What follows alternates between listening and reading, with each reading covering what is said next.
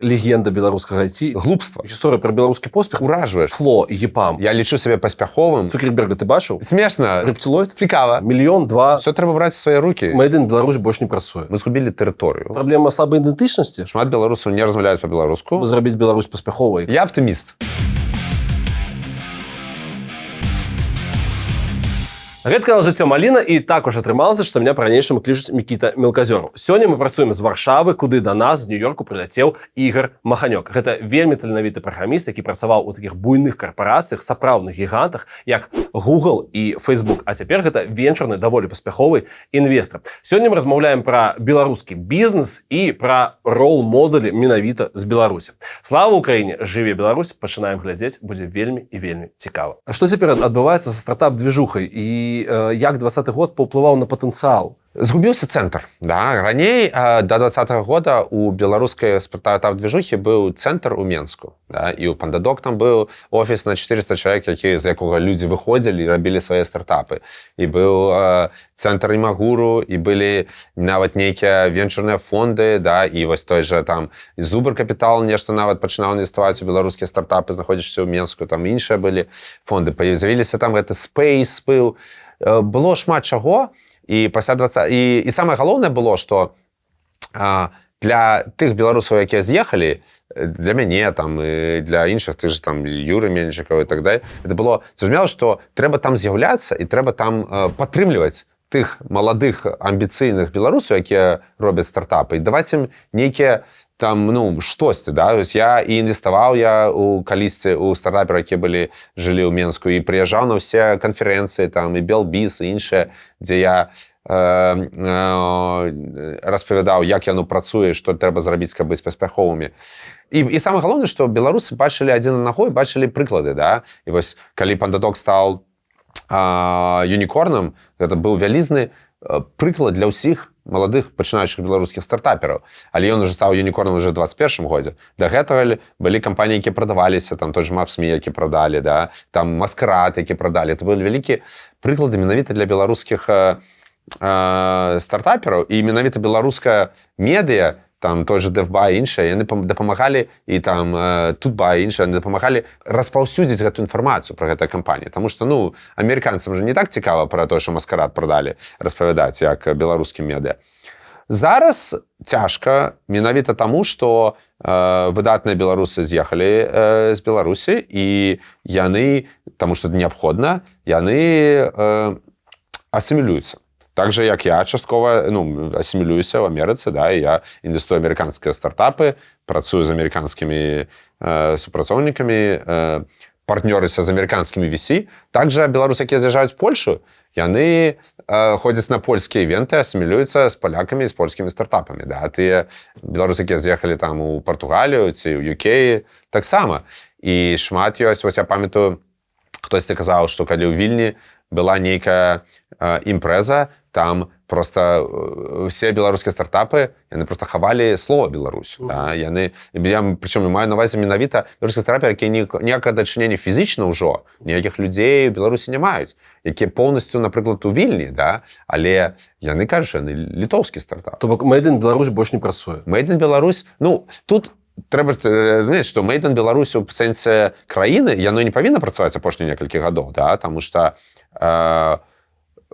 такая абстаноўка ў свеце, што трэба выязджаць з Беларусі, каб рабіць беларускія тавары і прадукты і у тым сэнсе і стартапы за межы Беларусі. Але павінна быць made by Belarusians. Вось павінна быць лейбл made by Belarusians, made with Belarus, да? Там Belarusian spirit. І вось гэтага пакуль няма, і каб гэта з'явілася, трэба, напэўна, яшчэ больш зрабіць неяк гэты добры флёр вакол беларускасці ў свеце. Это праблема не таго, што не кадравая праблема, ўсё роўна мне падаецца, што вялікая колькасць таленавітых беларусаў па свеце. Это праблема слабай ідэнтычнасці? Праблема некалькіх. Па-першае, слабай ідэнтычнасці.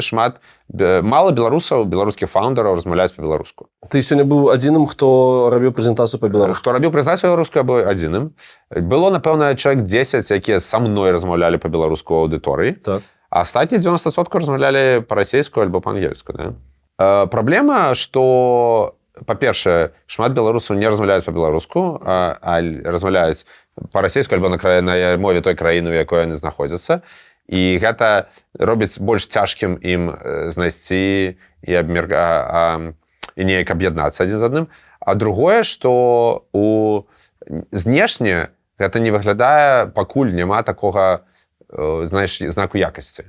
Вось да 20-х года ён быў, мне падаецца, да? І было вельмі шмат таго, што мы былі на правільным шляху. Ты казаў на эфірах Еўрарадыё, стартапніцу ты хадзіў да Свердлова і яго сувядоўцы, і ты казаў пра тое, што ты бачыш Беларусь нейкім варыянтам Швейцарыі. Да. І было... Можаш патлумачыць гэту думку? Ну, напэўна, это ўжо было гадоў 5 таму. Да, я разумею, што зараз это не супер актуальна, але менавіта чаму ты ў той момант адчуваў гэта? Я думаю, што тое, што у кожнай краіны ёсць, у кожнай невялікай краіны ёсць альбо яны становяцца проста як усе, альбо ў іх ёсць нейкая спецыялізацыя. Швейцария стала вядома свету, потому что ёсць фінансавая спецыялізацыя. А у Беларусі і у беларускіх разумных людзей стала спецыялізацыя IT і тэк. Дарэчы, правильное слово з амерыканскага пункту гледжання это тэк. Яны ж не выкарыстоўваюць IT, это нешта наше. Не, IT это такое, да, вельмі усходнееўрапейскі тэрмін. So тэк, да. І у Беларусі было гэта разуменне, што вось уся краіна працуе вось на тэк. Усё астатняе гэта так, ведаеш, што ёсць ва ўсіх, да, там бульба там і гэтак далей. А тэк, вось ён асаблівы. Ён быў беларускі тэк, ён быў значна больш, чым любы суседні краіны. Вось Польша больша за Беларусь, а тэк з Польшы быў значна меншы, да? Там Літва і Латвія значна меншы. А можаш мне вот патлумачыць? Вось ёсць, напрыклад, не ведаю, нават не Польша, Германія.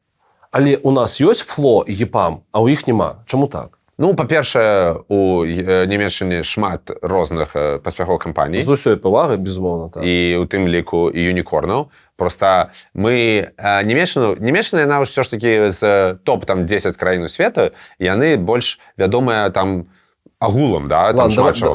Параўнанне з Польшай было больш карэктным, так? Да, параўнанне з Польшай было больш Чаму ў карэктным. Польшай няма ФЛО і там ЕПАМа, не ведаю. І тут я думаю, што якраз гэта з-за таго, што ёсць больш камфорту, які дазваляе развівацца больш у розных штуках. Да? І гэта якраз штука, што, напэўна, чаму імігранты ці дзеці, якія раслі ў вельмі бедных сем'ях, часам становяцца больш паспяховымі. Як Стив Джобс, ён жа ў Сірыі нарадзіўся, і яго там быў прыёмным дзіцём, ён быў вельмі-вельмі цяжка рос і стаў адным з самых паспяховых людзей на свеце. Да? І у Польшы пасля 90-х года салідарнасці у іх эканоміка падымалася ўся разам, да, па ўсіх розных сектарах. Ім еўразвяз дапамагаў. У іх і прамысловасць нармальна падымалась, да, і ўсё. І ў іх разумныя людзі маглі знайсці сабе працу за грошы. І фізікам у універсітэце, і бухгалтарам, там, і нават там, не ведаю, у ботанічны сад пайсці працаваць. А ў Беларусі гэта вось. То есть у Польша больш роўна, так. А ў Беларусі альбо ты зусім бедны, у цябе няма нічога, альбо ты ў тэк. То бок наша ненармалёвасць парадзіла спецыялізацыю. Да, так? Таму што ўсе мае знаёмыя, якія вось майго ўзросту, якія былі разумныя, яны ўсе пайшлі ў тэк. Нават тыя, хто хацеў быць хімікам, хацеў быць фізікам, хацеў быць географам, хацеў быць гісторыкам, хацеў быць філолагам. Усе пайшлі ў тэк. А ў краіне як Польша? Не, яны пойдуць па сваіх пачатковых пашынах. Окей. Як ты бачыш? Я разумею, што гэта пытанне пра вакуум. Калі б не было вось усяго таго, што адбываецца, вайна ў рэгіёне, 20-й год і гэтак далей, што магло бы зрабіць Беларусь паспяхова эканамічна? Ну, тут больш, напэўна, правільная мадэль, пра якой эканамічная мадэль, пра якой у малых бізнесаў ёсць свабода развівацца, іх не прыжымаюць, і пры гэтым ёсць магчымасць малым бізнесам становіцца буйнымі. Буйны бізнес таксама павінны мець свабоду, бізнесы могуць аб'ядноўвацца, менш тарыфаў, абмежаванняў, было б, вядома, было б лепей. Але, да, ну, зараз это так дзіўна абмяркоўваць, таму што у перыяд, калі ідзе вайна і Беларусь на неправільным баку гэтай вайны, гэта ўсё неправільна абмяркоўваць. Гэта трэба, па-першае, трэба, каб Беларусь была вольнай, і тады мы будзем абмяркоўваць, што... Я пра матывацыю, пра тое, што базава на ўсё гэта захавалася. Насамрэч, у нас есть патэнцыял, ёсць у нас патэнцыял тэхнічны, я не ведаю, ёсць там, не ведаю, беларуская школа праграмістаў. Это бренд какой-то яшчэ ці не? Думаю, да. То бок сэнс у матывацыі у тым, што калі б не весь этот піздарез, все магло бы быць сапраўды вельмі здорава. Тут галоўнае пытанне, колькі будзе часу, да? Таму што паглядзі на Паўночную Карэю. Калі зараз Паўночную Карэю вызваліць, то будзе там бізнес ці не. А карэйцы генетычна паўночная і паўднёвая амаль аднолькавыя, да? Ці там вельмі блізкія, як мінімум. А патэнцыяла там няма, таму што за 50 год адсутнасці бізнесу і нармальнага існавання весь патэнцыял губляецца. Вось у нас зараз апошнія некалькі гадоў патэнцыял вымываецца, а паглядзім... Да чаго можа прывесці гэтая дэградацыя, па-твойму? Па-першае, яна прыводзіць да таго, што ёсць brain drain, да, і што вымываецца генатып, да, што разумныя людзі з'язджаюць. Не значит, што разумных людзей не застаецца, але іх застаецца менш у адсотках. Да. І, па-другое, губляецца гэта звычка, як яно. Да, вось, так дакладна, як у 91-м годзе, калі ты памятаеш, гэта 90-е гады, людзі не ведалі, як рабіць бізнес. Таму першыя 5-10 гадоў быў нейкі хаос, тому што людзі спрабавалі рабіць бізнес, і яны не разумелі, як яно. Да? Ніхто не разумеў, як інвеставаць, ніхто не разумеў, як будаваць. Там было шмат, нічога не атрымлівалася, людзі гублялі грошы і гэтак далей. Ужо ў 2000-е крышачку стала больш зразумела, таму што крышачку яно было больш про бізнес, чым у Савецкім Саюзе. Это можна назваць, не ведаю, фарміраваннем бізнес-культуры, штось такое. Да, но Савецкі звяз, ён за 70 гадоў згубіў бізнес-культуру. Так.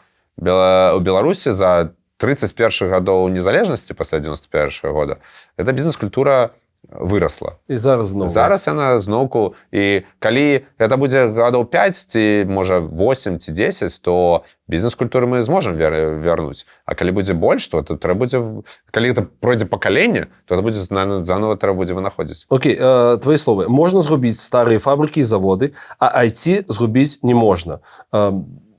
Згодны са сваімі словамі? Гэта з 2021 году словы. Да, напэўна. Чаму? Это про аптымізм нейкі ці пра што? Ты ведаеш, тут уже можна, я уже не памятаю, як я дапісаў, але тут ёсць два аспекты. Не можна на сэнсе, што гэта немагчыма і гэта не атрымаецца згубіць, усё будзе добра, альбо не можна на сэнсе, мы павінны зрабіць усё, каб гэта не дапусціць. Окей, вось зараз я табе гэта агучыў без інтанацыі. Якую бы сэнс ты хацеў укласці? Я бы ўсё ж такі, што трэба зрабіць усё, каб гэта вытрымаць. Да? І я зараз разумею, што адзіны спосаб, якім людзі, якім гэта цікава, якім гэта важна, это будаваць гэта камьюніці беларуская тэк і IT за мяжамі Беларусі. Гуртаваць усіх беларусаў, каб людзі маглі і казалі, што яны беларусы, яны беларусы ў тэк. І пры гэтым дзяліцца гэтай нейкай экспертызай і будаваць нейкія інстытуты, у сэнсе там камьюніці, у сэнсе нейкія месцы, куды можна патрапіць, нейкія канферэнцыі. І потым на базе гэтага можна будзе калісьці аднавіць саму краіну, а пакуль, як мінімум, дапамагаць адзін аднаму і аднавіць брэнд, магчыма, беларусаў. Ці шмат вас людзей, такіх як ты, зацікаўленых у захаванні і развіцці гэтага брэнда? Напэўна, як мінімум, тыя людзі, якія прыходзяць на канферэнцыі кшталту Белтэк, іх там сотнямі, да? А людзі, якія актыўна нешта робяць, іх, напэўна, дзясяткі, але ёсць. Да? І я думаю, што будзе больш. Да? Будзе больш. Таму што яно ж адно нараджае іншае. Да? Ёсць людзі, якія маладыя, напрыклад, да? Там это каму зараз 20, якія бачаць, і камусьці з тым, каму 20. Беларусаў у тэх, якім каму 20, і хто з'ехаў, іх вельмі шмат. А пасіянарнасць там ёсць, і вось камусьці з іх будзе не пофіг, яны будуць рабіць нешта. Гэта пытанне будзе гучаць вельмі прэтэнцыйна, прэтэнцыёзна, па-руску кажучы. Але, як ты кажаш, у чым беларусы могуць даць прасрацца ўсяму астатняму свету? насамрэч я думаю, што таланты ёсць паўсюль, да? І ў Беларусі ёсць таланты, і паўсюль ёсць таланты. Ёсць, вядома, штукі, як 3 беларусы, там 4 арганізацыі, вось у гэтым беларусы могуць даць працавацца на свет. А што ты маеш на ўвазе? Ну, канкурэнцыя, да, на пустым месцы, калі... 2 байпола, 2 байс... Да, вось гэта, да. Але гэта такая жартаўны адказ. Але я лічу, што самае галоўнае вось гэта стварэнне вось гэтых вось інстытутаў і вакол гэтых інстытутаў нейкая экспертыза. Да, як ведаеш, беларусы унікальна былі пераможцамі сусветнымі ў Aerials, гэта прыжкі з лыжамі на Алімпіядзе. Таму што літаральна там 1-2 чалавекі перадавалі сваю экспертызу. Мікалай Казека стварыў школу. Вось такого, да. І вось я лічу, вось сам не маю на ўвазе менавіта гэта від спорта, а тое, што беларусы могуць вось нейкія асобныя экспертызы, іх проста паковаць і перадаваць. Вось зараз, напрыклад, тое ж фло і тое, што робяць братыгурскія, гэта цэлая экспертыза вакол таго, як рабіць кансюмерскія апкі, да, і тое, што Юра Мельнічык робіць таксама. Гэта экспертыза, якую яны, дарэчы, з іншымі беларусамі ўвесь час таксама працягваюць, да, і шукаюць, як далей з гэтай экспертызай можна рухацца, зарабляць, як іншымі перадаваць. Это просто такі прыклад, і што я бачу, што ў беларусаў ёсць вось гэта, пры ўсім том, што я кажу, што шмат якія беларусы, яны не вельмі там завязаны з беларускім рухам. Ну, праблема, мне падаецца, што как бы тэхнічна, гэта безумоўна, гэта разумныя людзі, вельмі высокі трудовой этас, але вот ідэнтычнасць размытая, мне падаецца, што размыта. Але ўсё роўна людзі, што я бачу, шмат беларусаў выбіраюць працаваць з іншымі беларусамі і прадаюць ім сваю экспертызу і так далей, і потым мы бачым кампаніі, у якіх усе фаундеры беларусы. Ось такой экспорт тутэйшасці адбываецца.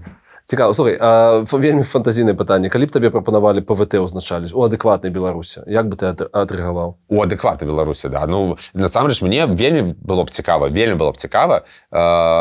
удзельнічаць у тым, каб аднаўляць і будаваць беларускі тэхналагічны сектар, вядома, да. Але проста гэта ўсё такая фантазія, да, зараз. Але калі гэта магчыма было б, я б вельмі хацеў бы. Але у мяне таксама ёсць такое адчуванне, што я магу шмат людзей прапанаваць, якія могуць гэта зрабіць, напэўна, лепей за мяне, але неяк дапамагаць мне было б цікава. Мне ёсць мара калі-небудзь пажыць у Беларусі, да, просто калі я смагу там быць карысным, не просто нават для сябе, а калі менавіта быць карысным. Але так, для гэтага трэба такі час, калі можна ганарыцца. Сказал, что я не разумею, калі беларускія стартаперы пишуць мне по-расейску. Патлумачка, ласка, чаму тебе гэта? Ну, па-першае, я інвестую ў ЗША, да? Я не інвестую ў Еўропе, я не інвестую дакладна ў Расіі. І нагул, першае, нават не тое беларусы, нават калі хто заўгодна, уключна з расейцамі, пішуць інвестарам па-расейску, гэта глупства. Таму што сусветная мова інвеставання, асабліва ў ЗША, калі вы пішаце камусьці ў ЗША, яна ангельская. Да? І ўсе людзі, якія нешта разумеюць і атрымліваюць, і ў іх атрымліваецца падымаць грошы і зарабляць, яны пішуць па-ангельску. Гэта першае. А другое, гэта, што мяне проста бянтэжыць і мне шкада, што беларусам і людзям з беларускай нацыянальнасці, якія выехалі з Беларусі, ім патрэбна выкарыстоўваць расейскую мову, якая не наша родная мова, да? І яна не з'яўляецца для мяне ніякім маркерам свой. Да? Вось ёсць для расейцаў яна з'яўляецца, да? Для мяне яна не з'яўляецца. Да? І калі вы хочаце мне напісаць з нагоды таго, што вы з Беларусі і я з Беларусі, і мы свае, давайте аб'яднаемся, то я згодзін, давайте, але калі вы мне пішаце па-расейску, то вы для мяне не свой. Да? Гэта вельмі дзіўна падыход. Это не значит, што я супраць расейскай мовы. Я размаўляю па-расейску, да? І шмат з беларусамі размаўляю па-расейску, да? Але я размаўляю па-расейску са знаёмымі беларусамі. Да? Але некалі першая інтэракцыя такая ідзе. Гэта крышачку дзіўна для мяне, да? Асабліва, калі это бізнес-інтэракцыя, да? Калі это пра пад'ём грошай. Да? Калі вы пішаце інвестару, то будьце сур'ёзнымі. Да? Гэта, для мяне гэта падобна на тое, як калі да мяне падыходзіць там у шлёпанцах, да, пра грошы. Это не сур'ёзна. Окей, як ты адрэагаваў на тое, што шмат хто, мякка кажучы, здзівіўся на твои вось гэтай заявы наконт таго, што не пішыце мне па-расейску? Не знаю, я уже не памятаю. Мне падаецца, ты павялічваеш. Не так уже было там шмат, што хтосьці камусьці это не зразумел. Ну, вядома, што ёсць шмат беларусаў, якія не хочуць размаўляць па-беларуску, і гэта іх права. Маё права таксама там, гаспадарства, да? Я не знаю, што не буду з імі размаўляць, але ёсць ангельская мова, моя працоўная мова і працоўная мова маёй каманды, ангельская. У меня людзі ў маёй камандзе не разумеюць расейскую мову. Да? І дарэчы, гэта таксама важны аспект, які шмат фаундераў не разумеюць. Калі яны пішуць мне e-mail, то ў 90% выпадкаў я буду яго перанакіроўваць на сваю каманду. А калі ён па-расейску, я яго не буду накіроўваць на сваю каманду. Што моя каманда не разумее па-расейску. Ці амерыканцы працуюць? Амерыканцы, да. Но я не змагу яго накіраваць, да. І калі яго не змагу накіраваць на сваю каманду, а ў самого няма ні часу, ні эмацыйнай прывязкі, то гэта проста згубленая магчымасць. Напішыце мне па-ангельску, і мы разглядзім ваш стартап. Скажы, ласка, калі кажуць, што у Маханька вельмі крутая чуйка, як ты рэагуеш? Дзякуй. Прыемна чуць, але як я сёння казаў на канферэнцыі, што ніколі нельга быць задаволеным сабой. Да? Камусьці падаецца, што мне крутая чуйка. Я заўсёды бачу вакол мяне шмат інвестароў, якіх чуйка значна лепей за мяне. Ну, окей, фармулёўка, магчыма, я буду памыляцца, но быў пэўны X, калі ты пачаў інвеставаць. Так. В 19-м годзе ты казаў, што атрымаўся X4 наконт твоей працы в інвестыцыі. Як зараз? Зараз дзесьці X7. Быў час у 21-м, калі было X10, але потым частка гэтых інвестыцый пайшла ўніз пасля таго, як рынок пайшоў ўніз. Патлумач мне наконт чуйкі. Окей, мы не будзем там казаць, круты ты, не круты, што ты лічыш наконт сябе. Як ты разглядзеў PandaDoc? Ці гэта гісторыя пра тое, што ты ведаў Мікада проста? Я яго не ведаў. Там жа ўся гісторыя ў тым, што я, як з ім пазнаёміўся, як я амаль хутка там напэўна, за 1 месяц пасля гэтага праінвеставаў. І там была вельмі... Самае цікавае, што ў венчурным інвеставанні, ці ў ангельскім інвеставанні, кожная інвестыцыя, яна унікальна. У тым сэнсе, што гісторыя, як знайшоў, як пазнаёміўся, як разглядзеў, яна кожны раз унікальная. І каб гэта паўтаралася, проста трэба больш шукаць гэтых шляхоў. Тады гэта была такая штука, што я іх пабачыў, як яны перамаглі на нейкім конкурсе відэа-пітчай, што ў 2012 годзе было дастаткова нова, да, там нагул відэа не было так папулярна. І я пабачыў, што яны былі адзінымі беларусамі сярод там іншых нацыянальнасцяў. Пабачыў, што яны беларусы, і на той момант з Беларусі быў, напэўна, адзін там юнікорн, гэта быў EPAM, да? І нагул стартапаў з беларускімі карнямі, асабліва якія будуць B2B, амаль не было. Да? Былі там геймінг, всяляке такое там, а B2B не было. Я так бачу, B2B стартап з беларускімі фаундерамі, які яшчэ перамагае, трэба размаўляць. І вядома, што аказалася, што у мяне з імі ёсць агульныя знаёмыя. Я выйшаў на іх, я стаў размаўляць. І тут, што было цікава, што сапраўды мяне ўразіў асабіста Мікіта і ягоны партнёр Сергей. І у Мікіты быў вельмі добрая на той момант ужо гісторыя поспеху, як ён ужо з'ездзіў у ЗША, ужо будаваў першы бізнес, які быў не венчурны, як то веб-сайты рабіў. Быў бізнес такі типу аутсорсінга, але не стандартнага, такі сервісны айцішны бізнес.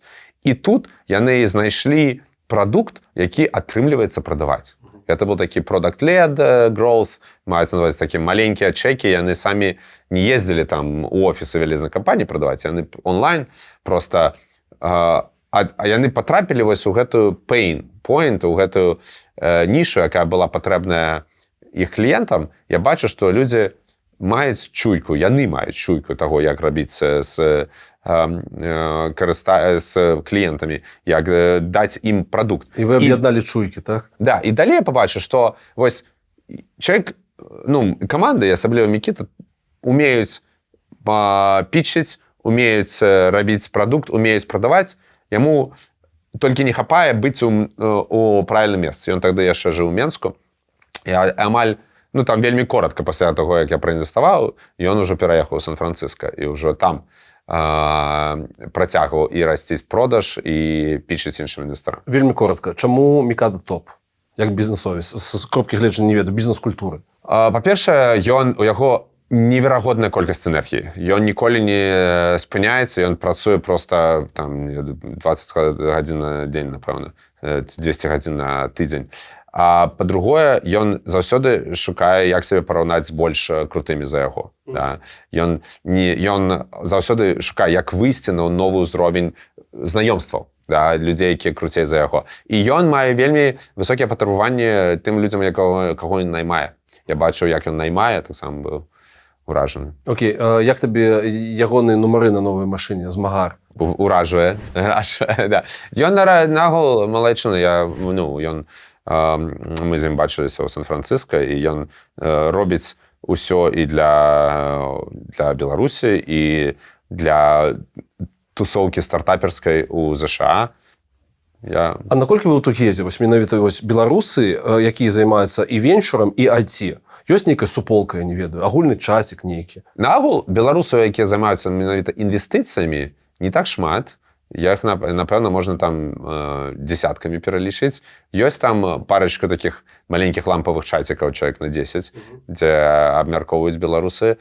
І вось я бачу, што канферэнцыя Белтек, на якой я быў, гэта першая спроба аб'яднаць менавіта беларускіх фаундераў, інвестараў. Раней, вядома, былі экасістэмы ў Менску, але яны ўсе скончыліся, на жаль. І зараз цяжка і беларусам за мяжой. Але спадзяюся, нешта будзе паступова. А гэта такой, тэхнічны, суровы такі чацік, ці не ведаю, мемчыкі пакідаць таксама ў тым ліку, ці там беларускія нейкія справы абмеркаваць? Хутчэй, напэўна, пра сур'ёзныя рэчы, пра інвестыцыі. Окей, тым не менш, у цябе, наколькі я разумею, правильна казаць, што Мельнічык твой калега? Ну, нейкім сэнсе так. Ён значна больш ўсё ж такі аператар. Маю на ўвазе, што ён стварае прадукты кампаніі сам. Да? У мяне, але ён і інвестуе, да? І ў яго ёсць інвестментс, і ён інвестуе, ён проста, скажем так, часткова мой калега, часткова ён калега Мікіты, да? Але я поўнасцю, маім калегам з'яўляюцца тыя людзі, якія не будуюць свае кампаніі, толькі інвестуюць іншым. Чаму Мельнічык топ, патлумач мне, калі ласка? Вось Мельнічык вельмі цікавы прыклад. Дарэчы, у мяне з Юрай аб'ядноўвае тое, што ён мяне ў свой час парэкамендаваў Google у 2006 годзе. Да, мне больш цікава гісторыя, як вы пазнаёміліся, што гэта быў за канцэрт? Не, мы не пазнаёміліся на канцэрце, мы ж вучыліся разам, ён быў, правда, на год старэйшы. Ага, у ліцэе? У БДУ, у універсітэце. І на канцэрце была гэта гісторыя, калі мы з ім паразмаўлялі, гэта быў нейкі канцэрт беларускіх гуртоў, ці на Бангалоры, ці дзесь так, у 2006 годзе, можа, дарэчы, там перадвыбарная, напэўна, была. Я гляжу, ты быў ангажаваны сур'ёзна беларускую палітыку. А не, гэта, напэўна, пасля, таму што ў 2006 жа выбары былі у весну, там, у сакавіку. Хаця, цяжка ўжо... Калі Бангалор, то мне падаецца, если нейкі канцэрт на Бангалор, то гэта нешта палітычнае. Да. І там проста ён быў у худзі Google, я да яго падышоў, я тады быў у Менску, якраз скончыў універсітэт, працаваў у менскай кампаніі, і спытаў яго, што, як, і ён працуе ў Google, і я яго папрасіў мяне парэкамендаваць, ён мяне парэкамендаваў у Google, так я патрапіў у Google. А потым я бачыў, як ён падыходзіць, ён жа пабудаваў кампанію Maps.me. Пры тым, што яна не стала мільярднай кампаніяй, яна стала даволі істотнай і такой, скажем так, і таксама іконай беларускіх паспяховых кампаніяў, і яна стала ягонай першай прыступкай таго, каб быць вельмі паспяховым у энтрапрэнёрстве, да? І тыя кампаніі, якія ён пасля рабіў. Мне падаецца, што ось у Юры самае галоўнае, што ён сфокусаваны стаў на зоне, якую ён вельмі добра разумее. Ён якраз у consumer apps, прылады тэлефонныя для карыстальнікаў, якія можна зрабіць максімальна карыснымі, максімальна людзей заахвоціць іх набываць і так далей. І ён бачыў, як сваю экспертызу максімальна правільна далучаць да іншых кампаній, да іншых людзей, да іншых прадуктаў. Ён бачыў агульнае паміж рознымі. Ён вельмі разумны чалавек, мне вельмі падабаецца з ім размаўляць. Я бачыў ваше інтэрв'ю з ім таксама. Яго такі, ведаеш, sharp, inquisitive mind, і ён фокусаваны на тым, чым ён займаецца. І пры гэтым ён, ведаеш, не становіцца такім занадта эмацыйна прывязаным да чагось. Ён прадаў Maps.me і пайшоў далей. І робіць новыя прадукты, якія яшчэ больш паспяховыя. Гэта гісторыя, ну, гэта, безумоўна, гісторыя пра беларускі поспех, наколькі яна табе важная? Мне ў цэлым вельмі важна, каб было больш беларускага поспеху. Да? Калі першая беларуская у сучасныя гады атрымала нобелевскую прэмію, там Святлана Алексеевич і яшчэ адзін беларус атрымаў нобелевскую прэмію, Лесь Беляцкі, гэта выдатны прыклад беларускага поспеху. Я за гэта заўсёды заўзеў. Я глядзеў алімпіяды спартовыя, дзе беларусы перамагалі. Да? Для мяне вось гэта адчуванне, што беларусы могуць, оно вельмі важное. А распавядзі, ласка, пра кейс, калі ў цябе забралі сцяг і не вярнулі яго. О, да. На што, на заранку пайшоў, так? Так, это я быў на US Open, я жыў у Нью-Йорку, і доўгі час я хадзіў на US Open менавіта на беларускіх тэнісістах. Спачатку Азаранка, потым стала Сабаленка з'яўляцца, былі яшчэ некаторыя, да? І аказалася, што калі я ўжо там быў, што іх па правілах не дазволена ніякіх сцягаў. І калі вы глядзіце трансляцыю, вы бачыце, што там няма сцягу. У мяне там быў беларускі сцяг, я яго разгарнуў, і падышоў ахоўнік, сказаў: нельга сцяг, аддайце мне, і сказаў, што я змагу яго забраць пасля матчу. Я паверыў, і неправда, я яго не змог забраць пасля матча. Я тады схадзіў, і ніхто не ведаў, дзе той сцяг. Жорсткі амерыканскі рэжым прыціскае БЧБ. Да, ну, падобнае было на розных гульнях, вось, і на футбольных гульнях. Я памятаю, у Лілле, калі я наехаў на Ліль-Батэ, я шмат ездзіў на away games, да, там, гасцявых матчы Батэ, і, звычайна, ўсё было нармальна са сцягамі, і вось толькі Ліль французскі не дазваляў сцягі. Аднойчы цябе ў адным эфіры прадставілі як легенда беларускага IT, і ты пачаў пераймацца. Я разумею, што табе не вельмі, я не ведаю, амерыканская частка гэтай культуры да цябе не дайшла, ці ты не хочаш. Каго б ты назваў легендамі беларускага IT? Ну, это вот у дадатак да пытання, што ты ведаеш да халерышча людзей, якія маглі бы ўзначаліць ПВТ. Хто легенды, сапраўды? Ну, Добкін, браты Гурскія, ось, Мікіта Мікада. Мікіту Мікада мы запічылі. Браты Гурскі і Добкін. Чаму топы? Ну, Добкін, ён быў першы, ось, літаральна першы, хто вывеў беларускае IT і тэк на сусветны ўзровень. Прычым ён ніколі не спыняўся ў тым, то есть, што мяне ўражвае, это калі людзі заўсёды знаходзяць новыя, скажем так, бар, новы ўзровень, на які раўняцца. Вось Добкін з ЕПАМом быў проста выдатны такі прыклад, што яны былі не проста найлепшым аутсорсам Беларусі, найлепшым аутсорсам у ўсходняй Еўропе, да, і найлепшым... Яны сталі найлепшым аутсорсам у свеце, яны пайшлі і яны сталі змагацца з іншымі краінамі там, і гэта далей, з іншымі кампаніямі з іншых сектароў. Яны ніколі не спыняліся, да, і гэта ўражвае, гэта вось жаданне быць сусветна лепшым. Вось гэта якраз не местачковасць, да? Браты Гурскія, у іх таксама ёсць гэта вось менавіта тое, да, што яны заўсёды і з розных бакоў, мне вельмі падабаецца, як яны і партнёрацца, і па-рознаму падыходзяць да ўсяго. Ну, кажаш, што яны суперрозныя. Яны суперрозныя, да. Але яны ж партнёры, да, там і Пальта, і Фло, там, да, і яны па-рознаму падыходзяць, але яны вельмі істотна падыходзяць да таго, каб быць найлепшымі ў свеце. І для іх таксама іншыя беларусы, гэта для іх не марка, да, і для іх не цікава быць там легендамі Беларусі, да, для іх цікава быць там параўнаць сябе з іншымі, хто лепей за іх. Як ты лічыш? Я зразумеў, што табе не падабаецца выводзіць там агульныя рысы, я не ведаю, там нейкіх народаў, там вот украінцаў, вось там беларусаў, але тым не менш, ты ў адным інтэрв'ю сказал, я не ведаю, што такое комплекс правінцыйнасці. Ці ўласцівы ён бізнесоўцам з нашага рэгіёну? Ну, час ад часу камусьці бывае, да. Дакладна, ты правильно сказал, што я не люблю абагульняць, асабліва па негатыўных нейкіх штуках, да, што мы бачым, там, не знаю, 3, 4, 10 чалавек адну і тую ж негатыўную рысу ці паводзіны. І пофіг на 9 мільёнаў, якія яшчэ ёсць. Да, ёсць. якія іншыя, у якіх мы яго яшчэ не бачылі, тому што мы з ім не паразмаўлялі. Таму я не люблю гэта абагульняць. Бывае, напэўна, але у цэлым, што я бачу, што у паспяховых беларусаў якраз няма ніякай правінцыйнасці, яны грамадзяне свету. І, дарэчы, калі мы шукаем, як кажуць,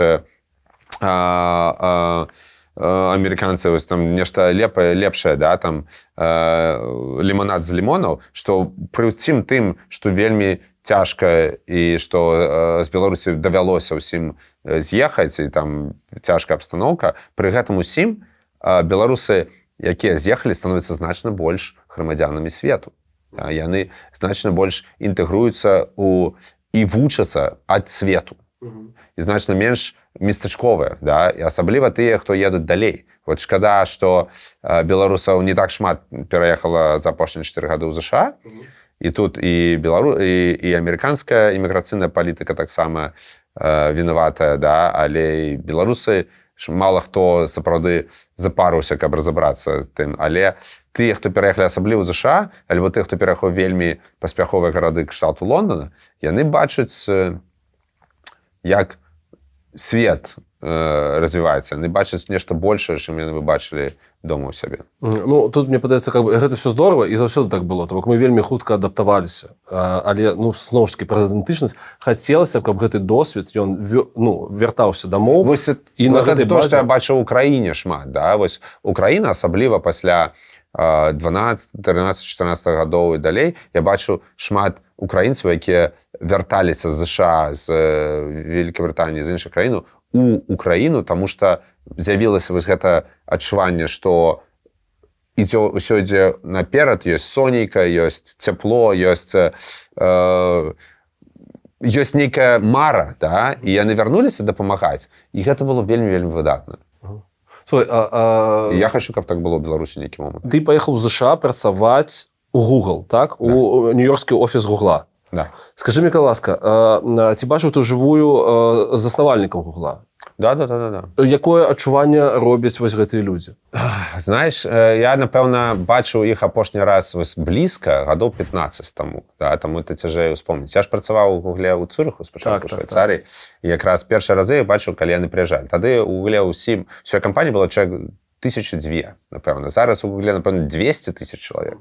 Тады было 2000 чалавек. І тады яны яшчэ там спрабавалі раз на год з кожным паразмаўляць.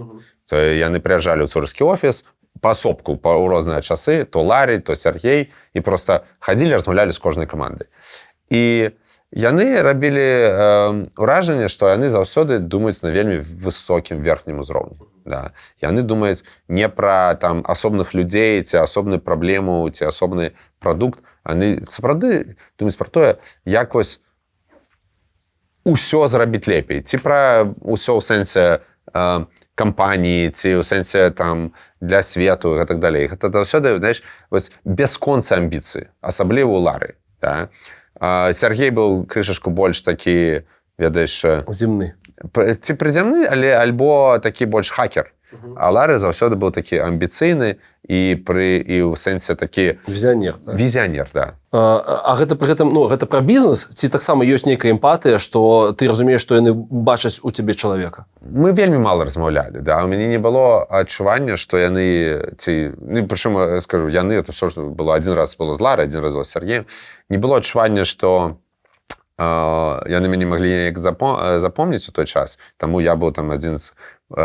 Ты ручкамі працаваў, правильно? Да, інжынер. Да, я быў адзін з софтвер-інжынераў у камандзе. Цяжка сказаць, даўно гэта было, да, і яны спрабавалі, што яны маглі, каб даць, ведаеш, такую нейкую эмпатыю. Але, да, гэта было вельмі вялікая розніца ў узроўнях задач. Окей, ты працаваў таксама ў яшчэ адным гіганце, гэта Facebook. Цукерберга ты бачыў? Да. Рэптилоід? Цукерберг, ён вельмі заўсёды такі у сваіх думках. Я памятаю, я працаваў у Нью-Йорк, але я прыязджаў у камандыроўку ў Менла-парк, дзе якраз ягоны офіс. І я сядзеў там за працоўным сталом вельмі блізка ад ягонага офіса. Я бачу неаднаразова за дзень, калі ён выходзіць з свайго офісу, ідзе ўзяць зрабіць каву, ідзе назад. І нават нехта там з ім размаўляе, але ён вельмі ў сваіх думках заўсёды. Ось такі вельмі дзім. Ён сапраўды крышачку такі, ён дакладна не экстраверт, ён дакладна не той, хто хоча размаўляць з шмат людзьмі. Ён проста такі вельмі фокусны. І ў нейкім сэнсе кожны чалавек, які дасягае вельмі вялікага поспеху, пад вялікім поспехам на ўвазе 100 мільярдаў, да, гэта вельмі незвычайныя людзі. Яны абсалютна незвычайныя людзі. Яны незвычайныя не проста ў сэнсе гэта будзеш маліцца на яго, ён такі самы лепшы. Але ў іх ёсць нейкая дзіўнаватасць, якая нам проста незразумелая. У кожнага з паспяховых людзей. І вось у Цукерберга таксама ёсць эта дзіўнаватасць. Ці лічыш ты сябе паспяховым?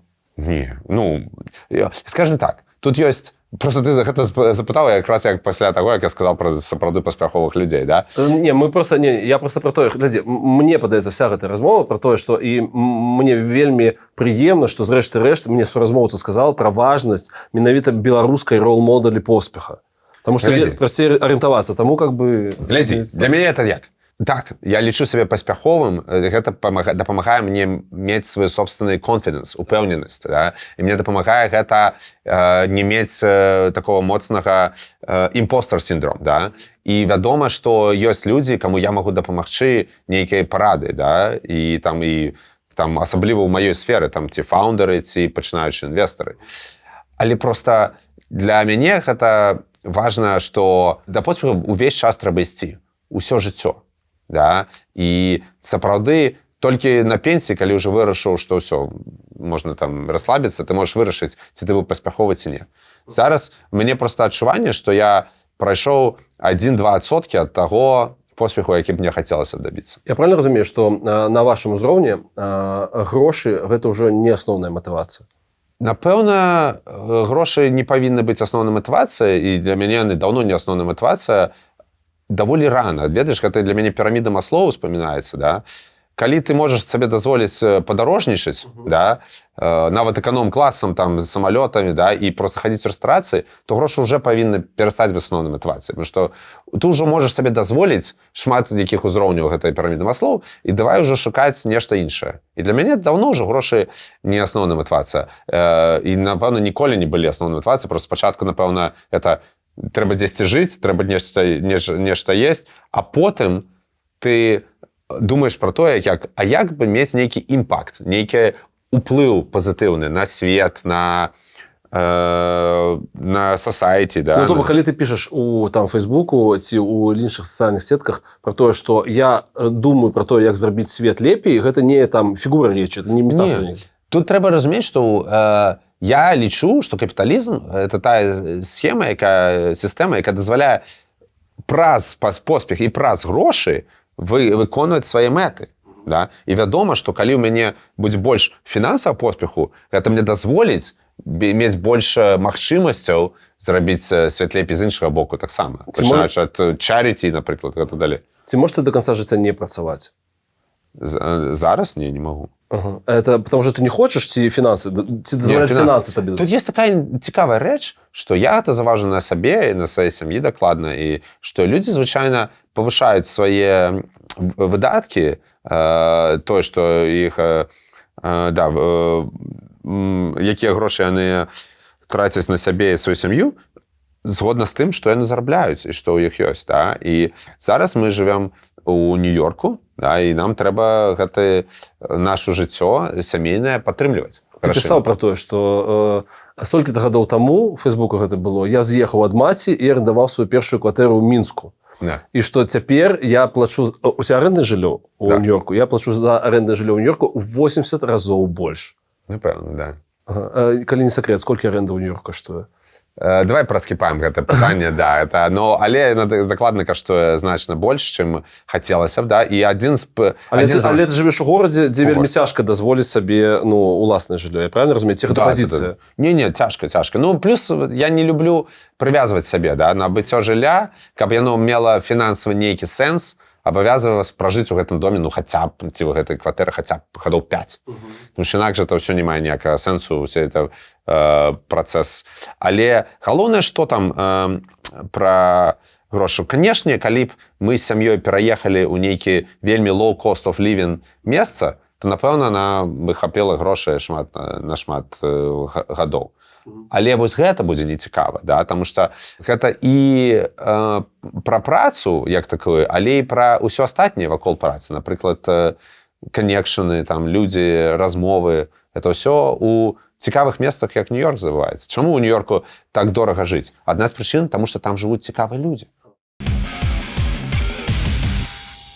Я правильно разумею, что твоя мотивація вельмі простая. Ты адвакатуеш мігранту, якім сам і з'яўляешься. Ну і агулам кажаш, што США гэта краіна мігрантаў. Да. Патлумач мне, калі ласка, ці правильно я зразумеў, што Geek Ventures у асноўным арыентуецца на стартапы мігрантаў? Так. У Geek Ventures мы інвестуем якраз у амерыканскія стартапы, якія створаны тымі, хто прыехаў у Амерыку, эміграваў у Амерыку. І што мы бачым, што гэта такі, скажем так, intersection, да, перасячэнне таго, што я веру, што Амерыка гэта выдатнае месца для стварэння бізнесу. Там самыя вядомыя, вялікія, паспяховыя тэхналагічныя кампаніі, ну, все там, да, там і Google, і Facebook, там і OpenAI, і Microsoft, і так далей. І я агітую ўсіх разумных людзей і вельмі амбіцыйных людзей, інтэрпрэнёраў з усіх краін прыязджаць у Амерыку рабіць там бізнес. Чаму у сярэдняй Амерыкі мы арыентуемся ў першую чаргу на неамерыканцаў? Так гэта там тое, што тыя, хто кудысьці пераехаў, прайшоў праз гэтыя самыя цяжкасці, праз вялізны працэс, вырашыў пакінуць усё, што яго было, і сяброў, і гэтак далей, і сям'ю, і паехаць у іншы бок, то гэты чалавек даказвае, што ён можа пераадолець цяжкасці і прайсці праз некаторыя перашкоды і дайсці да свайго пункту прызначэння. У людзей, якія гэтага не рабілі, значна менш ёсць даказанага, скажем так, умення хасліць, да, і мы бачым па статыстыцы, што, ну, вядома, што у ЗША шмат мігрантаў, тых, хто пераехаў, але не больш там за, напэўна, 5-10% ад краіны, а сярод паспяховых кампаній, юнікорнаў, там, кампаній, якія выйшлі на IPO, больш за палову тых, у якіх ёсць імігрант-кофаундер. Імігранты маюць большы статыстычна поспех, чым народжаныя ў Амерыцы людзі. І ўзровень камфорту гэта адна з прычынаў, да? То, што людзі, якія нарадзіліся ў самым лепшым месцы і там жывуць ужо, ім лягчэй жыць, і тады цяжэй прайсці вось гэтыя цяжкія часы стартап-фаундера, які будуе юнікорн. А наколькі я разумею, што цяжкія часы, ну, это абавязковы этап развіцця любой кампаніі? Для таго, каб стаць адной з самых лепшых кампаній у свеце, абавязкова. Окей, глядзі. Geek Ventures, кампанія, это фонд, Так, якому трэба было дзесьці ўзяць грошы. Так. То бок вы, как, я не ведаю, як гэта тэхнічна робіцца, вы абвяшчаеце, што вы абвяшчаеце талаку, па сутнасці.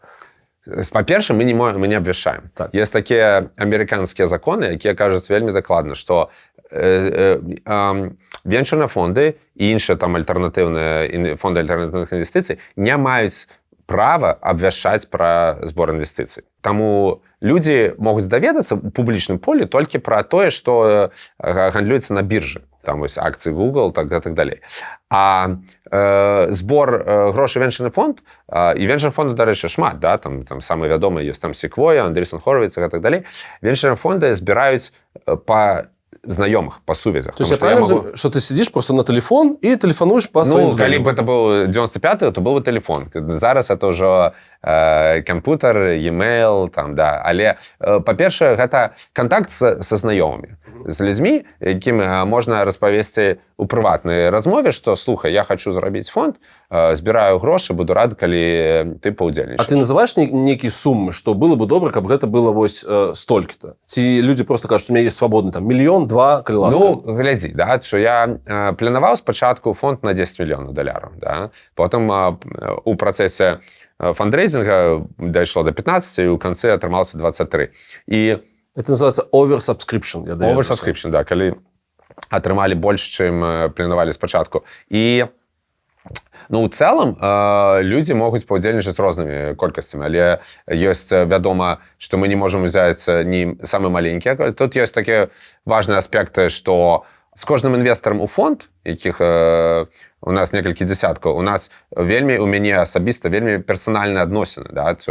Я з'яўляюся, як, скажем, сцюардам іх грошай, да? Там, я раблю ўсё, каб яны атрымалі прыбытак на свае грошы, каб яны не згубілі грошы, да? Таму мы не можам браць грошы ў тысяч людзей по $1,000.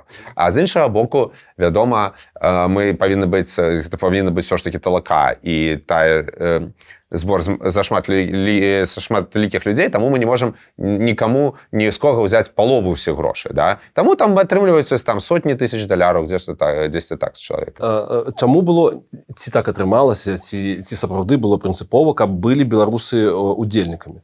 Хутчэй гэта атрымалася з таго, што такі мой нетворк, да? То есть я, як у прынцыпе венчурныя фонды збіраюцца, яны збіраюцца больш, скажем так, за закону, больш у цішы, чым звычайна стартапы збіраюцца, але падобна, як і стартап-фаундеры на ранніх этапах, так і venture firms, яны збіраюць у знаёмых. І вядома, што ў мяне ёсць знаёмыя сярод паспяховых беларусаў. Ну, ты разумееш, што ў выніку ты, вось я трэці раз пра гэта кажу, пакуль мы вось у гэтым памяшканні знаходзімся, ну, тебе атрымалася талака. Тое, чым займаліся нашы продкі, толькі, да. Ну, пра венчур. Ну, да сённяшняга дня я не думаю пра выкарыстанне гэтага слова там, да? Я бачу, як выкарыстоўвалі слова талака для краудфандинга, і мне падаецца ўсё ж таки краудфандинг, там, дзе могуць паўдзельнічаць тысячы людзей маленькай сумай, яно больш падыходзіць. Але, напэўна, да, напэўна, тут...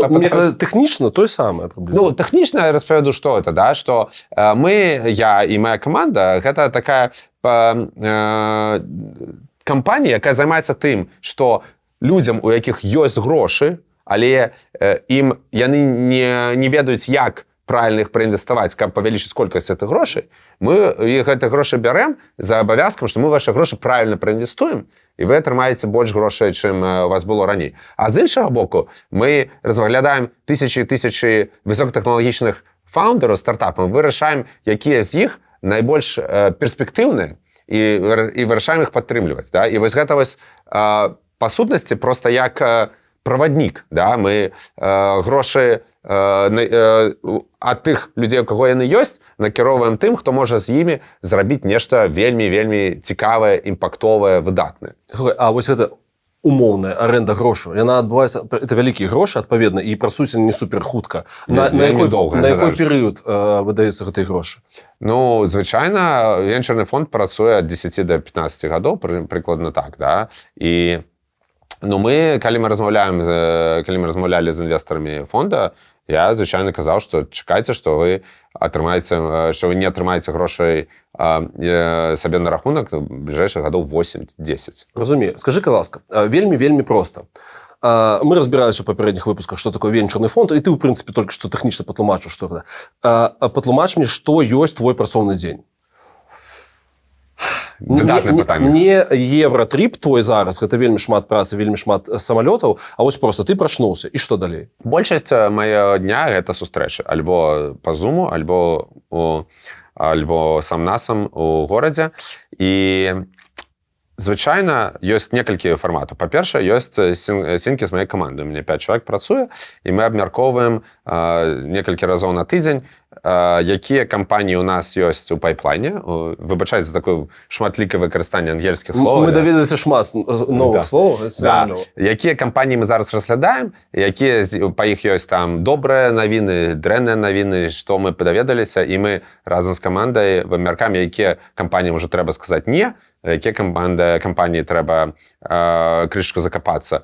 Потым ёсць пару званкоў ці сустрэч з фаундерамі. Якраз фаундеры, альбо гэта бывае першая сустрэча, альбо ўжо, можа быць, 3-я, 4-я, 5-я, калі мы ўжо закапаліся, трэба апошняе пытанне задаць. Бываюць сустрэчы ці званкі з кліентамі гэтых кампаній, каб проста... І вось гэта ўсё працэс інвеставання. Ёсць вялікі, скажем так, workflow, пабудаванне партнёрстваў і нетворка. Гэта там, калі я сустракаюся ці сазванюся з іншымі фондамі, ці з інвестарамі. Там, звычайна, мы абмяркоўваем, што адбываецца на рынку, якія стартапы зараз ідуць добра, якія не, якія стартапы мы можам адзін аднаму парэкамендаваць, каб разам інвеставаць. Тому што, звычайна, кожны стартап інвестуюць некалькі фондаў. Ось. І, вядома, кожны дзень амаль я сустракаюся з людзьмі, якія альбо ўжо праінвеставалі ў фонд, альбо могуць праінвеставаць у фонд, да? І абмяркоўваю з імі тое, што мы можам зрабіць для іх, у сэнсе таго, як мы можам дапамагчы ім зарабіць грошы. І, вядома, ёсць крышачку адміністратыўных і легальных пытанняў. Напрыклад, калі мы ўжо вырашылі інвеставаць у кампанію, то там ідзе працэс абмеркавання дакументаў, праца з юрыстамі, там Легальна ў тым сэнсе, не ў тым сэнсе, што ёсць нелегальны кавалак, а гэта юрыспрудэнцыя. Юрыспрудэнцыя, да. Мы разбіраемся з дакументамі, можа, нейкі абмеркаванні з фаундерам, там, на што мы згодны, на што мы не згодны ў умовах інвеставання. І яшчэ ёсць частка працы па дапамозе нашым фаундерам. У Geek Ventures ужо праінвеставаў больш, чым за 50 кампаній.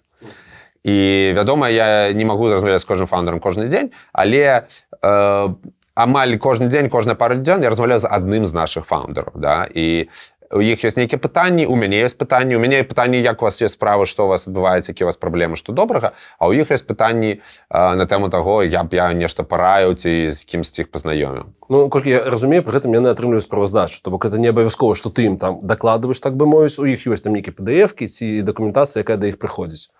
Да нашых інвестараў, да. Так, безумоўна. Да. Як ты ставішся да працы агулам? Праца, праца гэта вельмі важная частка жыцця, і я сам рады, што знайшоў працу, якая з'яўляецца маім уласным энерджайзерам, і я вельмі спадзяюся, што больш і больш людзей будуць мець такую працу, якая ім дае энергію, а не адбірае.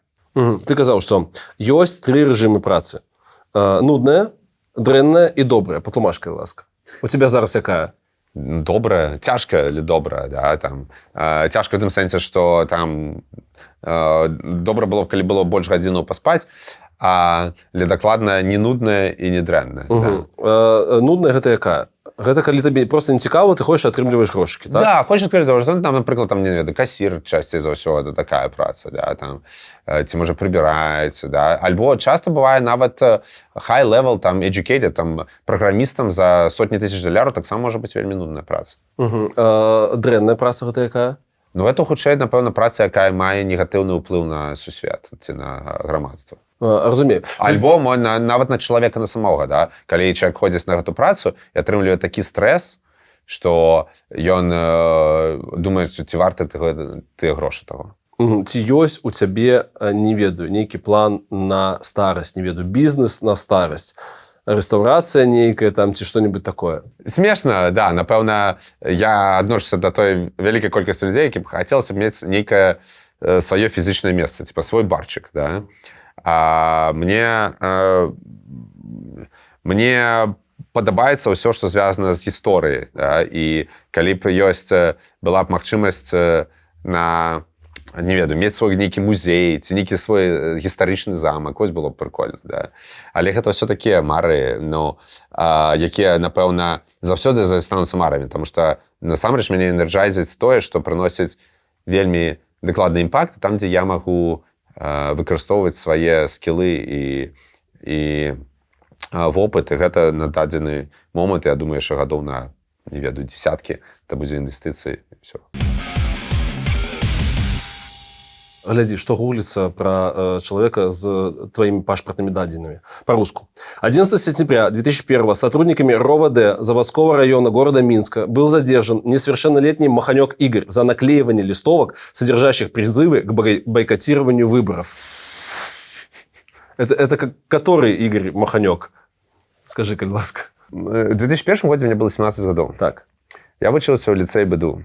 І ліцэй БДУ – гэта найлепшая адукацыйная установа краіны. Гэта была такая добрая атмасфера людзей, якім не пофіг. Людзей, якім важная, цікавая палітычная сітуацыя ў краіне. І была надзея на змену сітуацыі ў краіне, на то, што будзе свабода і будзе нейкія выбары і гэтак далей. Ну, і да, там быў мой першае сутыкненне з беларускай міліцыяй, якой не спадабалася тое, што я дзесьці наляпіў нейкую налепку на слуп. Мне падаецца, што я таксама тады, я гэтыя налепкі, я іх калекцыянаваў, тому што мне вельмі падабаўся дызайн, што там пад рукі ведуць Лукашенко, вось такія вось класныя сюжэты. І мне падаецца, ты даволі дзіўна адрэагаваў, нібыта как-то гэта нейкі мінус пра сябе, але гэты тэкст, ён насамрэч комплиментирует тебе, потому что Маханек был доставлен в помещение РОВД, где у него конфисковали около 10 листовок и заставили писать объяснительную.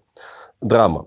Сотрудников милиции очень интересовало, где юноша взял эти листовки, но задержанный отказался отвечать на этот вопрос и подчеркнул, что их содержание целиком совпадает с его убеждениями.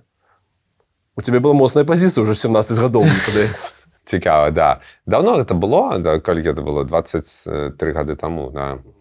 Вядома, што я заўсёды, мне было важна і цікава, што ў нас адбываецца, і непрыемна было і тады.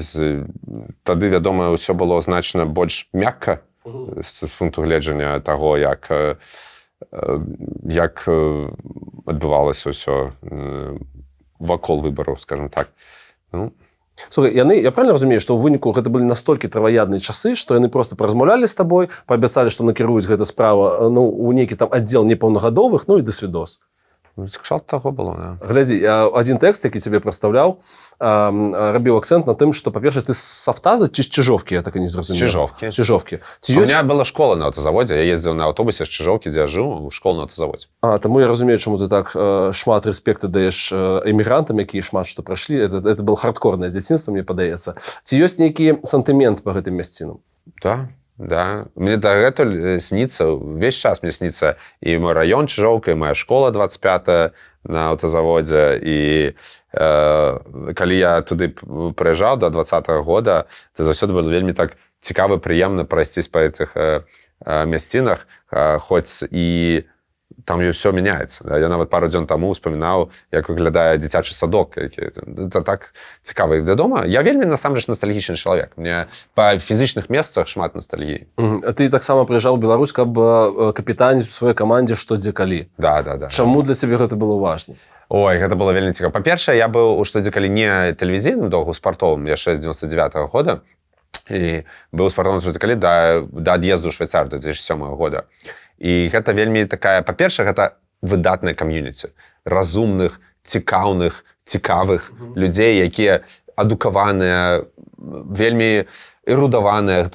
І там такія пытанні абмеркаваліся. Проста нават тое, што вакол што дзе калі спартовай гэтай гульні адбывалася, было проста заўсёды неверагодна, з паездкамі і так далей. І потым, калі я з гэтымі людзьмі мог патрапіць ужо ў нешта яшчэ больш элітарнае, як гэта было тэлевізійнае, што дзе калі, у 15-м я 3 сезоны, падаецца, быў там, ці 2, 15-16 годы.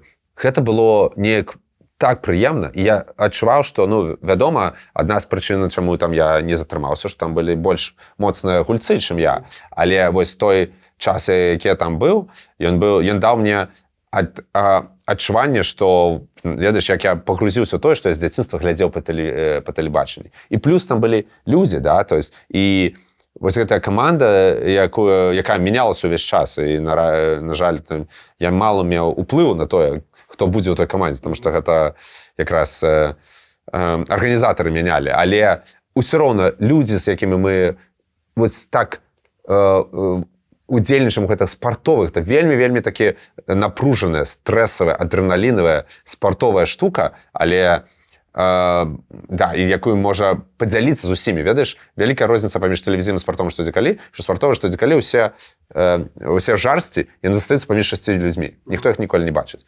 То, што па тэлевізіі можна дагэтуль бачыць усе гэтыя жарсці, усе гэтыя эмоцыі.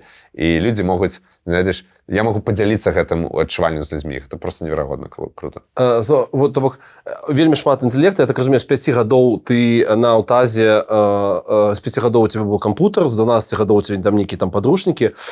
Geek Ventures, гэта простое, што гэта нейкая самаіронія ці не? Это не іронія. Чаму? Гік это ж вельмі... некаторыя могуць яго ўспрымаць негатыўна. Мы зноў ж такі ідзем пра разуменне, умоўна кажучы, Амерыкі, дзе это нармалёвае пазначэнне без нейкай эмацыйнай адзнакі. І, напрыклад, усходнееўрапейскай, дзе гік все ж такі, ён пра штосьці канкрэтнае, не? То як я разумею слова гік, это, па-першае, это чалавек, які крышачку больш за такого тыповага нармальнага уходзіць, ці значна больш за тыповага нармальнага чалавека, уходзіць у нейкую сферу, у якой ён пагружаны. Да? І вось калі ты размаўляеш з гікам, гэта гік можа быць у розных, бо мы думаем часта пра гікаў як камп'ютаршчыкаў, але можа быць гік ад гісторыі, можа быць гік ад геаграфіі. Да? Чалавек, які з табой, замест таго, каб размаўляць пра надвор'е ці там пра палітыку, размаўляе пра вось тое, што яму вельмі цікава, да? І ён цябе зацягвае і пагружае. І вось, чаму я назваў Geekventures, таму што гікі сапраўдныя, яны робяць поспех. Яны, можа быць, якраз дзіўныя людзі, яны, можа быць, не самыя лепшыя субяседнікі там у такой на вячэры, але яны зробяць прадукты, зробяць кампанію, таму што яны вельмі разбіраюцца і вельмі зацікаўленыя вось адной нейкай сферы. Прычым мы інвестуем в кампаніі, якія у розных сферах, там і healthcare, і там legal, і real estate, і так далее. І мы просто шукаем кампаніі, якімі кіруюць гікі, але такія гікі, якія могуць, менавіта гікі ад бізнесу. А ты зараз гік па венчурным інвестыцыям. Да, але я пачынаў як вось гік менавіта кампутарны, да? Мой жа такі шлях быў цікавы, што я быў доўгі час кампутаршчыкам, таму што у меня быў кампутар, я пачаў праграмаваць ад 12, у меня была BBS-ка, я быў FIDO, ну это асобная там цэлая размова, да? Это вельмі гікавыя штукі для вельмі вузкага там кола зацікаўленых людзей. Але потым мне гэтага стала мала, і я стаў палез у інвестыцыі, пашоў менеджмент, лідаршып і гэтак далей. А ў цябе ручкі, сумуюць час ад часу? Хочацца што? Час ад часу сумуюць. Але што я ўсё ж такі зразумеў, я лічу, што это правільна. Вось калі мне было, напэўна, 20 з чымсьці, там 27, 28 год, я разумеў, што я больш ўсё ж такі people person, што мне ўсё ж больш цікава праводзіць свой час у размовах з людзьмі, чым у кодзінгу адному у навушніках там за камп'ютарам. Мне пра цябе сказалі, мне цікава, што ты думаеш на гэты конт, калі я тэлефанаваў да людзей, які больш разбіраюцца у цябе, чым я, яны сказалі, што Маханёк прыклад гіка, які не канвертнуўся ў додзіка, а стаў тэхнакратам. Цікава. Ну да, у Амерыцы ёсць розніца паміж гікамі і нердамі. То есть nerds — это, звычайна, тыя, з кім ужо нагло немагчыма размаўляць. Это вот додзікі па-беларуску, так? Да, і яны не могуць будаваць бізнес, звычайна, да. А гікі — это людзі проста, якія зацікаўленыя чымсьці вельмі і не баяцца гэтага, да, і яны не спрабуюць проста, ведаеш, фітын, да, і проста быць як усе. Вось. Мне цікава з такімі людзьмі працаваць. І што мне дапамагае, дарэчы, я лічу, што мне ёсць вот эта шырокая цікаўнасць да ўсяго. Да? Мне цікавы ўсе розныя накірункі, людзі. Да? Там я в адзін дзень магу цікавіцца, што там было у гісторыя брытанскай манархіі, у іншы дзень цікавіцца, як працуе там nuclear fusion. Да? Трэці дзень плакаць ад спектакля Сныціны, напрыклад. Так. Слухай, адзін з суразмоўцаў, мы мелі з ім даволі пазітыўную размову пра Беларусь, таксама пра тое, што не трэба сябе зацюківаць, трэба сябе больш любіць. І ён сказаў, што вось тваімі фармулёўкамі Беларусь — гэта юнікорн. Гэта стартап, які не мусіў быў падняцца, але мы да гэтага часу жывыя. Наколькі ты згодны з гэтым стейтментам? Ну да, што вельмі шмат чаго было супраць беларусаў і супраць Беларусі. І тое, што там у 30-е гады у нас шмат генафонду было проста выкашана, да? І ў 40-е таксама, да? І пры сталінізме, і ў Другую сусветную вайну, і потым тыя, хто выжылі, шмат хто з іх з'ехаў, і потым тое, што ў 90-е проста прыбілі ўсе нацыянальнае адраджэнне і стала ўсё па-іншаму, да? І таксама зноўку была новая хваля ад'езду тых, хто зразумеў, што ў Беларусі бізнес не пабудаваць, да, там. І да, было вельмі нечакана, што нешта адбылося. Да? Гэта як, ведаеш, якія шансы, што жыццё зарадзілася. Ёсць шмат краінаў, якія, напрыклад, пачыналі ў 91-м годзе з той жа базы, але да 2020-го аказаліся менш паспяховымі. Да, і зараз будзем глядзець, што будзе далей, і, можа, будзем нейка дапамагаць, па першую чаргу з дыяспары. Да, але гэта уражвае, што это атрымалася, і я раблю, што я магу са свайго боку, каб вось ўсё-такі беларускі юнікорн, ён працягваў быць і беларускім, і юнікорнам. Можна сказаць, што это бізнес, якому не пашчасціла на борт, на менеджераў, якому не пашчасціла? Напэўна. Я, напэўна, ўсё ж такі думаю, што ўсё, што адбывалася, яно адбывалася насуперак, да, там, і што там борт-менеджмент, якое там кіраўніцтва, тое, што адбывалася і добрага і пазітыўнага, ён адбываецца насуперак. То есть, дакладна як зараз. Калі мы размаўляем зараз, Я размаўляю пра Беларусь звонку, пра беларусаў, якія за мяжой. Ну, няма ніякага кіраўніцтва ў беларусаў за мяжой. Ну, няма, да, няма барда. І таму все трэба браць у свае рукі. І тут пашэнціла, не пашэнціла. Разбярэмся. Глядзі, шмат людзей ад бізнеса кажуць, што звяртаюць увагу не там 8-я грамата, як я на метр 20 у школе прыгнул, 8-я грамата за самыя прыгожыя вочы, а глядзяць на гісторыю фейлаў. Наколькі слушна? Это слушна, каб зразумець для чалавека стрэсаўстойлівасць. Але тут трэба глядзець, што гісторыя перамог яна больш важна, на мой погляд. Да? Я, конечно, не толькі там, куды ты там скокнуў у 6 класе, да? Але сапраўды гісторыя перамог. І калі у чалавека шмат фейлаў, і ён кожны раз уставаў, што далей, але ў яго няма ніводнай перамогі, то тут цяжка верыць, што будзе перамога. 2020 год. Гэта фейл для нашага праекта? Я лічу, што там было вельмі шмат пазітыўных. Для мяне, дарэчы, вельмі бянтэжыць, калі некаторыя людзі пішуць, што не трэба было не рабіць ніякіх пратэстаў, таму што з-за пратэстаў там шмат людзей ахвяравалі, там гэтак далей. Трэба было проста неяк там нагнуцца і аддацца, да?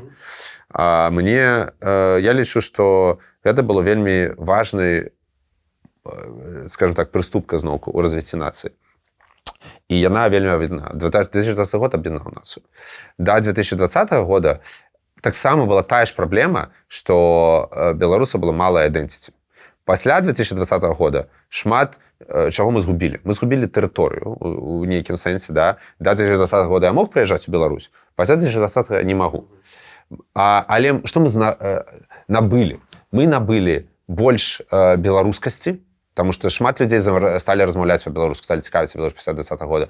Мы набылі больш вось гэтай вот стрэсавай незалежнасці. Ведаеш, што да 2020 года тыя ж, напрыклад, в выдавецтве кніжныя, яны ўсе былі ў Беларусі, яны ўсе былі падчыненыя беларускім міністэрству інфармацыі, яны ўсе былі павінны выконваць там, калі справаздачы, там, калі папярэдзяць, то яны іх закрываюць. І ўсё. Зараз яны ўсе за мяжой. І зараз яны ўсе вольны. Гэта было цяжка, гэта было праз боль, але зараз з'явілася воля. Да? Там усе гэта, там, ведаеш, культурніцкія праекты, крамы і так далей, яны ўсе, да. Зараз, ведаеш, раней было гэта нейкая унутраная эміграцыя, калі мы прыязджаем у Менск і ідзем на футбольны матч беларускай каманды, мы не маглі прынесці сюды беларускі сцяг. Зараз мы не ідзем у Менск на футбольны матч. Але калі мы ідзем на футбольны матч беларускай каманды за межамі, па-першае, мы шукаем беларускай каманды, якія тут у Варшаве, там Саша і Вулін і так далей, якія не маюць ніякага адносіны да той тэрыторыі больш, да? Але яны беларускія, можа прынесці туды свой сцяг. І вось гэта вось адчуванне свабоды, гэта самае галоўнае. Я лічу, што мы з гэтым большасцю, да? Тое, што ў Варшаве да 2020 года не было беларускіх кавярняў, ну, я, можа, не ведаю, а зараз яны ёсць з беларускімі сцягамі. Гэта вось тое, што мы набылі. А у Менску, як не было до 2020 года, так і зараз няма. Да? Там мы беларускіх кавярняў з беларускімі сцягамі ў Менску мы не згубілі. Жыццё маліна? Да. Я аптыміст. Жыццё — гэта вельмі горкая маліна, але вельмі карысная, цікавая і добрая. Да. Кайф. Дзякуй вялікі, што прыехаў. Вялікі дзякуй, што глядзелі гэта інтэрв'ю да канца. Нагадваю, што беларушчына — гэта не для слабакоў, і я вельмі вам удзячны, калі вы яе выбіраеце. Слава Украіне! Жыве Беларусь! Разыходзімся!